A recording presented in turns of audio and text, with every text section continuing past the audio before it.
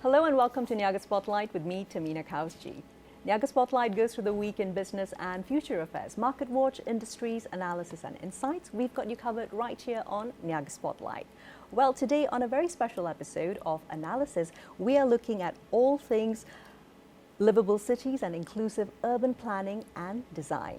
Now, a little bit of a quick introduction as to why we're deciding to cover this topic today. Kuala Lumpur has actually, in fact, been ranked the second most outstanding city in Southeast Asia, right behind Singapore. And this is according to the Oxford Economics Global Cities Index 2024.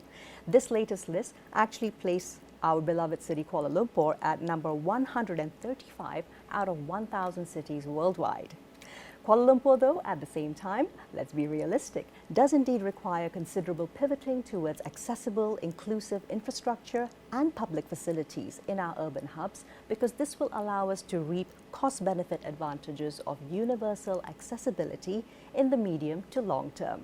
To discuss all this and more, we have the absolute pleasure of having live in our studios with us now, Datuk Maimunah Sharif, who is the newly ushered-in Mayor of Kuala Lumpur, in the studios for the discussion. Datuk, welcome to the studios. How are you doing? Thank you so much, Tamina, and thank you, Astro. I'm good. Fantastic. We are so happy to not just support your new term announced as the KL Mayor, first female Mayor of KL, but also actually dig and deep into some of the issues that have been happening in the city. So Datuk, if I could start off by asking you about your preliminary thoughts. You've been in office roughly about 40 odd days. I think we no longer get those first 100 days to get ourselves acclimatized. But what are your thoughts on KL's aged and aging infrastructure? Yeah, thank you so much, Tamina, for this. Yes, as you said that I've been appointed as a mayor of Kuala Lumpur on the 15th of August. Well, 5 days after my appointment, I think at that time the heavy rain and there were flash flood and there was slope failure in the Genting Klang.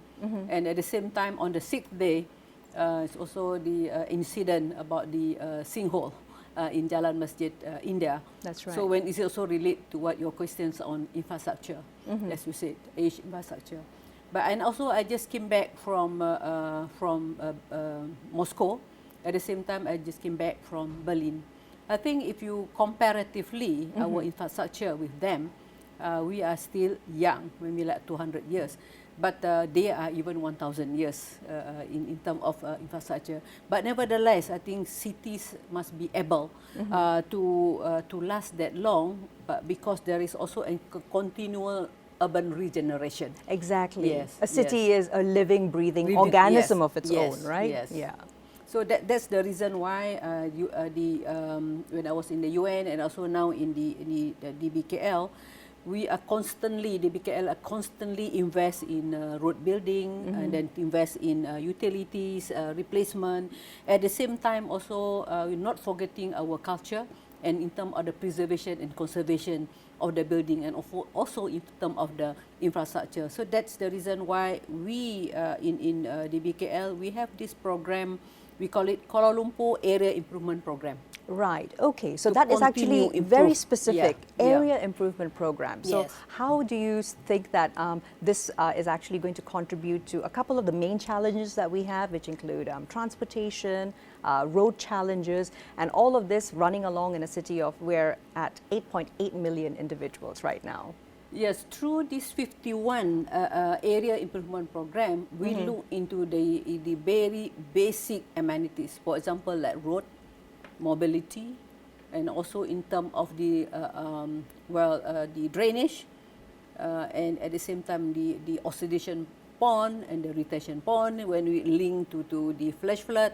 At the same time, also looking into the economic asset of the DBKL, like market, hawkers complex, so that we can have a livable not only for it's also for those people who are the local economic development. Absolutely. Yes. So in this 51 program, we continuously improving, especially in terms of the landscaping and then the beautification, and not forgetting the cleanliness of the city. Absolutely, because I Yes. mean, a city that is not clean, of course, is not very livable. Yes. From there, Dato' Maimunah, if I may move into asking you about looking at, in particular, the pain points, which are sinkholes and flood mitigation. In your perspective, we are actually dealing with historical issues. Yes, This is not yes. something which happened overnight. What is it going to take for us to firstly understand the challenges we are facing and then actually cohesively address them? I would say that at first time, I would say when these two incidents happened during my first week as a Yes, mayor. not even 10 days. Not even 10 days. First week week, as that's a mayor. First, I said, wow. But I take this an opportunity. Fair opportunity enough, to me as a mayor to look back at what's needed to be done for KL. For example, like the flash flood. So with the flood mitigation. So I have the opportunity to look at where are the hotspot of the flash flood. And we know that is I asked my colleague to map up the hotspot, and they said that okay, there are 24 hotspots. And I said, what are we doing with the hotspots? So meaning that through this incident, I can ask a lot of questions where we are now. Exactly. So meaning that is the 24 hotspot, and they said that it's 12 is already completed, and another 12 is a higher level, is under consideration, and also under construction and under the planning. So this is one opportunity for me with this incident to look at the priority during my term. And I was very Yes. heartened to read recent headlines, of course, that you Yeah. had said now geotech reports will now be required for KL projects. Yeah. How do you hope that this will help, in a sense, fill up the gaps which have been allowed to develop with KL, of course, urbanizing rapidly? We have skyscrapers at every corner and turn. But how will these geotechnology reports now help moving forward for KL? Yeah, for Kuala Lumpur, actually for the geotechnical report is already a requirement in the development, but mainly on the slope. Fair, yes. Yeah, So when now we you have a want it. slope. Now, even though it's on the flat land, because we would like to look into the geotechnical report because, well, you can see it from the social media saying that, oh, we are porous, we have the limestone, Kuala Lumpur is not safe, you're going to be drowned and something like that. And some of them are fake news, I already checked. So I think with this geotechnical report, it will be make more confident, increase the trust of the when we approve, and we also make a well-informed decision. When me as a mayor, when I chair the meeting for the development approval with all these environmental impact assessment, social impact assessment, now geotechnical report. Then when we make a decision, we have the data and the well-informed information before we even approve or reject the development. So I think this is also for the livelihood and also for the safety of the resident or the people living in Kuala Lumpur. Exactly. Yeah. And data collection and modeling is only going to help us to make more informed decisions so Yes. that we are able to reduce losses, reduce also any other future tragic incidents from happening. Yeah. Thank you. Dato' Sri, moving along from there into one of the highlights of Kuala Lumpur as an iconic city, which is of course many of our heritage and tourism landmarks. I'm talking about, we've got Dataran Merdeka, the Sultan Abdul Samad building, Old KL train station. Many of them are, of course, in dire need of restoration, as well as extending their usability and accessibility for not just tourists, but also residents. Yeah. Your thoughts on this? I'm a very fond in conservation. In my last work in Penang, I was involved in getting Georgetown into the World Heritage Site. Exactly. Under UNESCO. So when I came to KL and then become the mayor, then I said that in any cities that when you go out to visit other countries, where is the old city? I Of want to course. go and see the old city, part for the modern city. So I'm very happy that the government now, the Prime Minister is really concerned about this area, and they call it Kuala Lumpur Creative Centre Development, KLCCD. And That's which include the area that you mentioned, the bangunan Sultan Abdul Samad, and then the Masjid Jamek, the Seri Negara Kosa, and all those area within the where Kuala Lumpur started. So now, DBKL together with Think City, together with Khazanah, we are putting up a plan, very integrated plan. How can we revive this area? How can we attract what do you call it, people so that it be more vibrant? I just came back from Moscow. I went there for 5 times. This is my 5th time, Right. and every time that I went there, it's a new things. And when I walk in front of this the Red Square, I was thinking back. I wish that I can walk very safely, no cars in front of the bangunan Sultan Abdul Samad. That was I was thinking, because I was told that last time was 6 lane there, and then That's they converted into fully pedestrianization. So this is also an area where I will fully take charge, because I'm being asked to chair the technical committee for the Kuala Lumpur Creative Centre development. Fantastic. Well, we Yes. hope your vision for that centre at least being Yes. walkable in Kuala Lumpur comes true I sooner hope rather so. than later. I hope so. I hope so too. Now, moving along from there, Dr. Seri, I would like to go into timelines. What kind of timelines do you imagine or envision it taking for at least the urban hubs for redevelopment and for restoration, at least that 5 to 10 kilometer radius, for it to happen timeline-wise? Malaysia is also chairing ASEAN come next year, which is only about 3-4 months away. Then we've also got the SEA Games upcoming after that in 2027. So there's a lot that will be happening. We are going to be a busy, busy city. How do you envision the restoration work blending in together with the demands also being made on urban infrastructure? Yes, well, we're looking into by packages. For example, like the KLCCD, the Prime Minister said that I want it to be yesterday. Fair enough.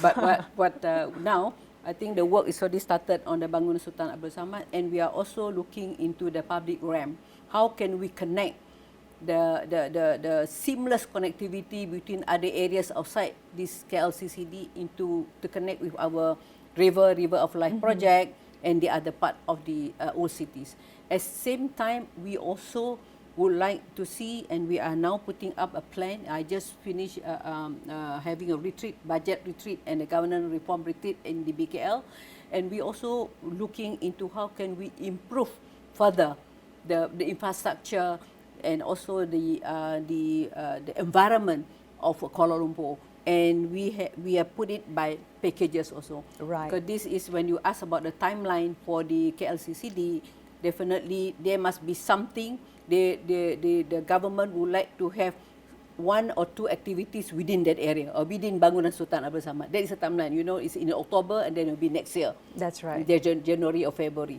But the other areas we will do it continuously, because in 2026 will be Tahun Malawat Malaysia and 2027 will be the SEA Games. It's not because of that, but it's also we would like to improve the quality of life for the people within Kuala Lumpur. Those who are here 365 days a year. Yes, that's exactly. right. Yeah. Dr. Seri, I would like to spend a little bit of time perhaps going into how you have taken your experience not just as mayor previously in Penang, but also at UN Habitat, and how you hope to be able to apply it to balancing heritage conservation with mixed urban developments and the clear demands that are there on the fairly limited land that we now have in central Kuala Lumpur.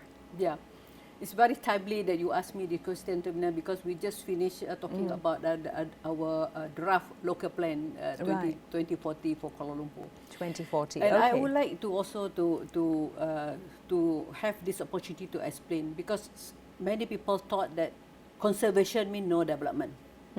Well, you want to conserve, you want to preserve, this is not development. Actually, what type of development we would like to be in the area of in the area that we are going to conserve or going to be under preservation, because preservation and conservation is also mean development, which is, you said, is the most suitable development within that environment for that area. In that area.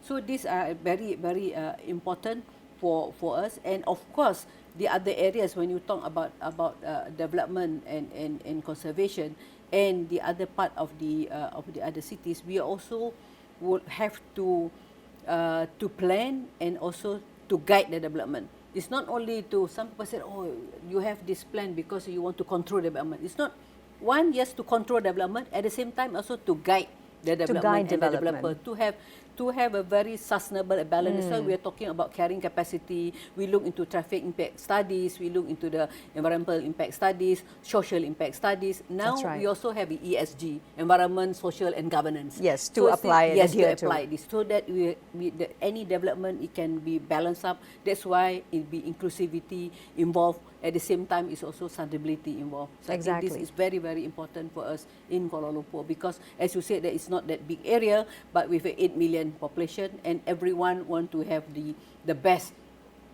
return of their land. Absolutely. Yes, and I think one thing that is also interesting to note is that increasingly urbanites in Kuala Lumpur are actually enjoying the city. I'll refer to the very recent Think City conducted Malaysia Day event, which happened over the long weekend. And of course, people were still driving, but at the same time, they were more making an effort to use public transport to get to all the events around the main city centres. I think comparatively, of course, comparatively between Kuala Lumpur, as you asked me about my experience in the UN, compared to the many cities in Africa, we are well ahead. Fair. We are well ahead. But of course, when we compare to other developed countries, we want to be also to be better. In step. There's still room for improvement. As you mentioned about the public transport, we have a Go Kuala Lumpur, Go KL public transport. We have the MRT, the monorails, and also the train. But the only what I would like, if I'm trying my level best within my term, is to have the connectivity, seamless connectivity between the public transport, and then you walk nicely on the pedestrian walkway with green, and that's why we are putting up the green connector. And we also would like to appeal to the private developer to work together with us, so that we are not in the BKL, we are facilitator. We are not frustrator. We want to I love that. Facilitators, not frustrators. Okay. We want to facilitate development, because with development, we can get new infrastructure. With development, of course, we can get revenue for the DBKL. And with development, we can also plan properly, especially those housing which is maybe is already very old flats, very old aging infrastructure, aging flats. So I think with all this development, we can work together. I hope that I can work together with the whoever developers within Kuala Lumpur, to see how can we have, as you said, that balanced and inclusive development. Exactly. It's about making those pockets, 51 or so of them, and then connecting them to the wider city. Speaking though of accessibility, Datuk Seri, if we can just focus a little bit on the fact that whatever it is, large parts of urban Kuala Lumpur, they aren't exactly pedestrian friendly as it goes. And this, of course, tandem reduces accessibility for both our elderly as well as the disabled. So considering the fact that we are also well on our way to becoming an aging nation, what are some considerations that hopefully your term as mayor will bring into place for accessibility? Yes, I'm also a chair of this call it one-stop center for the plan approval. That's right. And every time that is a plan being considered, I always ask universal guideline. For not only for the disabled, for the golden just for the hair, built environment. For me, I'm planning for me. Actually, it's for myself, because we are going older. So if you look at Kuala Lumpur, I'm a very keen cyclist. I cycle. I like to cycle. So I think that Kuala Lumpur, we already have the infrastructure. We started doing a lot of bicycle lane, but the only now I appeal. I want to like to use this opportunity to appeal to the people.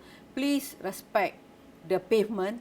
Please respect the bicycle lane, because more often than not, we provide the pavement, we provide the bicycle lane, but there are people, park their car, or people drive onto it. Drive on the pavement, and then the pavement become, is broken.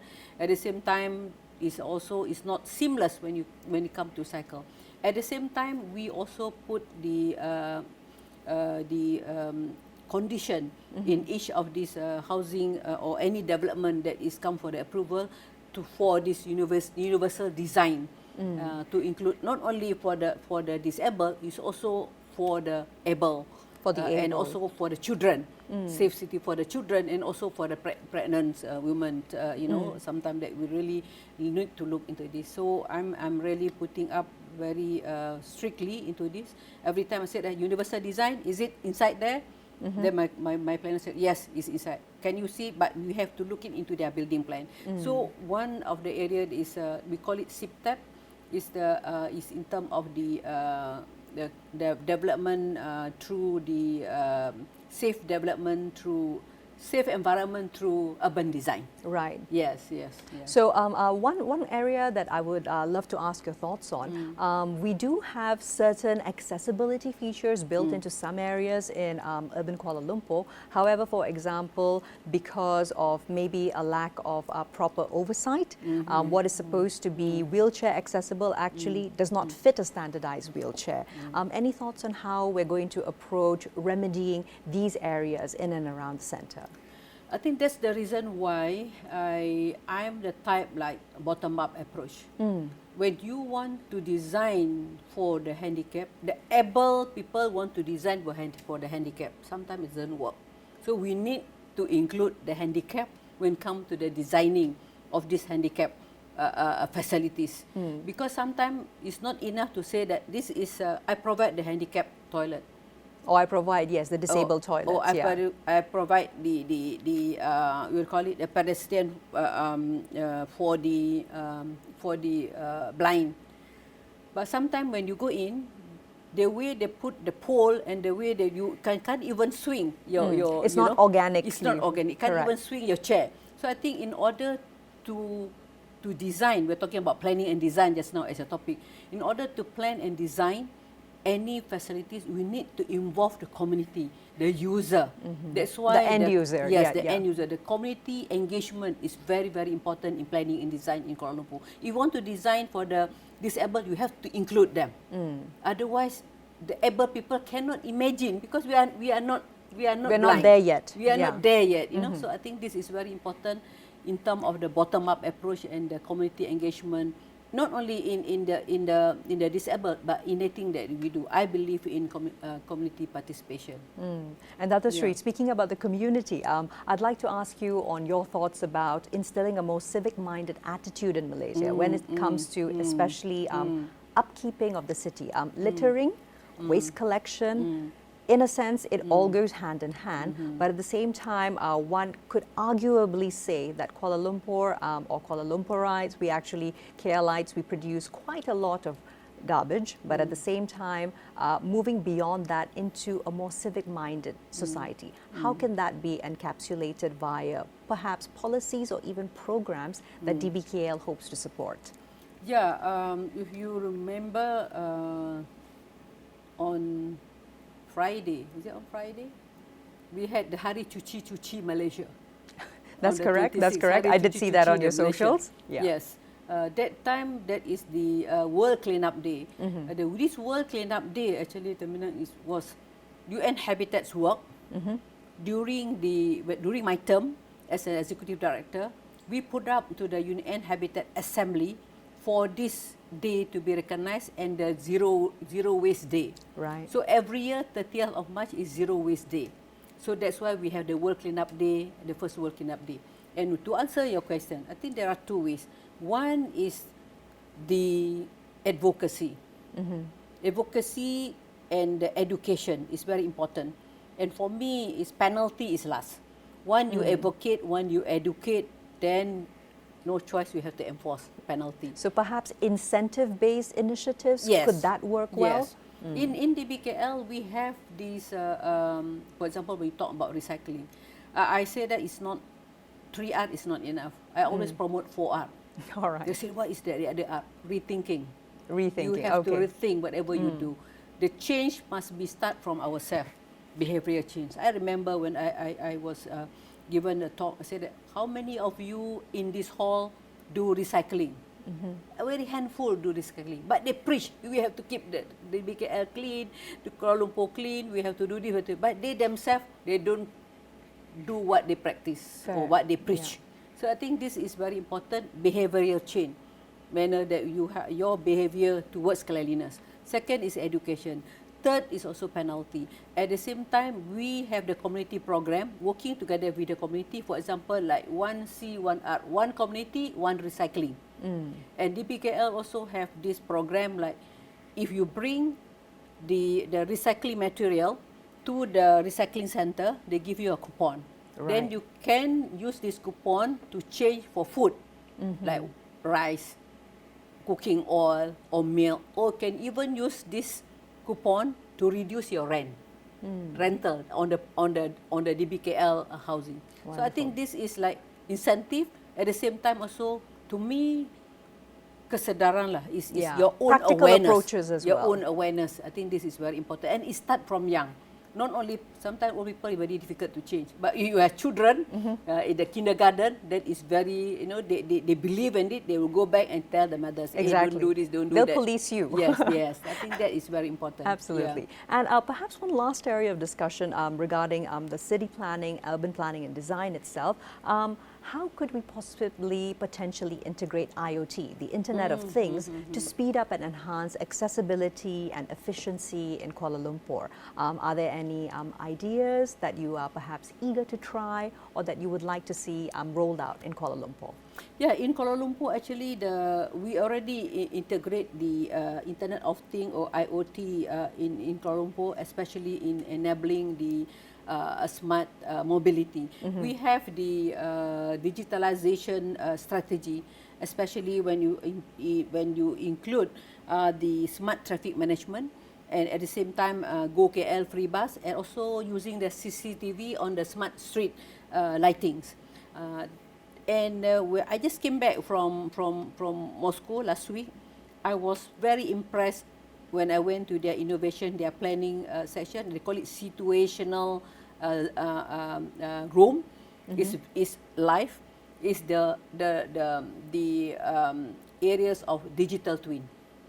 Understood. Digital twin is very, very impressive, where any new development, the whole city is on the screen, and any new development, if you want to approve, then they will look into even how the new development will affect the existing area in terms of traffic, the interaction, in terms of environment. yes. If you plant 4 trees, let's say how much oxygen been produced, then how much carbon dioxide been absorbed, and how if you plant the number of trees, how much is temperature can be reduced up to that extent. And of course, is the underground. All the utility mapping was there. So I was impressed. I said, oh my God.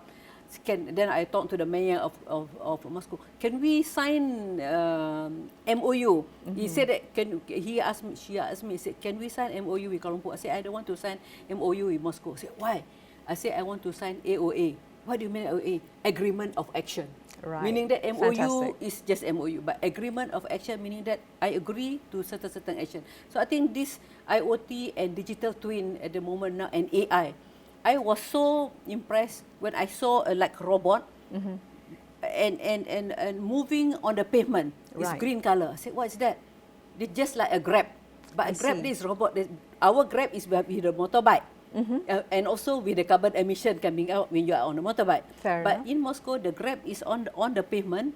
Then I said that people give way to that. I said, where are they? So they connect, they align the GIS, the geographical information system, with the IoT, with the AI. They said they are delivering it's all the an food interlinked system. to the house of to who ordered the food. Right. It was amazing. You see so many people, so many gadgets going around. And quite seamlessly integrating It's quite them. seamlessly integrating. So I think this, Fascinating. and the BKL, we are also looking into this, and I think I'm very happy to see that we have the digitalization. We have also the KL traffic system and the area where we monitor live. When let's say that if you see that this junction is congested, we can adjust from So the hopefully room finally reducing yes, congestion, yes, right? Yeah. So, but we want to Fantastic. do more. Yeah, we want to do more. Well, we Yeah. absolutely look forward to that. And Thank you. perhaps just to close out the discussion, Thank Dr. you. Sri, since we have a couple more minutes, I would really like to ask you your thoughts and perspectives so far on how you have, this is not your first time, of course, becoming the first female mayor, but now, of course, it's for Kuala Lumpur, the capital city of Malaysia. And any perspectives on the way in which quite often the general public tends to have a slightly more critical eye, interestingly enough, when it's a female policymaker? Tumina, I'm used to this. When I was in Penang, I was the first director of planning, the first woman director of planning, the first female director of planning, and also the first female president of Seberang Perai. And at the same, the first general manager for the World Heritage Office. And Many firsts over and there. again, the first female executive director from the Asia Pacific. So the perception and expectation of a general public, I think they sometimes they look skeptical, but sometimes they say that, oh, whether this lady can do it or not. But I think that doesn't really affect me because I think that is in this world, whenever there is a woman up there, I think this is commonly in any countries also they have this type of perception. But I think that is as long as we are technically sound, and then we can do our work. And then, of course, sometimes when a female leader, even what we talk, how we walk, what we wear, people will talk, but not men. You know, it's a bit different. You know, so I think that is that's the reason why when I was in the UN and I came back here, and I also be appointed as the gender champion by the Secretary General, and I launched the woman-led cities. Together with someone, a very prominent lady businesswoman from Brazil. So I would like to continue doing that in the BKL, and I'm ready to share my experience. And I even at the moment now, I think that the expectation you look at from the social media, the expectation on me is very high. But I'm not scared. I'm willing to face it, but I need support. I need support from my staff, I need support from the government, I need support from the people. I need support also from the media. Absolutely. Because sometimes that we have done a lot, but one maybe incident, the black thing that happened, that is like as if there is nothing good about the BKL, for example, in this case. So I think that is we really need to communicate the good part of things also. And as far as me as the first woman mayor, I will really work together with all of you, and I'm not scared of any criticism, because I don't take it as a critique, but I always take it as a feedback. As a feedback. Well, Datuk Sri Maimunah, we are extremely fortunate to have you in as our brand new mayor of Kuala Lumpur. We wish you not only a successful term, but hopefully setting in place the way in which Kuala Lumpur is administered for the future. Thank you so much for your time. I hope so, inshallah. Thank you. Fantastic. Well, that's all the time that we have today on Niaga Spotlight with me, Tamina Khalji, featuring, of course, an exclusive interview with the very first female mayor of Kuala Lumpur, Datuk Sri Maimunah Sharif. We will see you again next week. Here's to a productive week ahead. See you next time.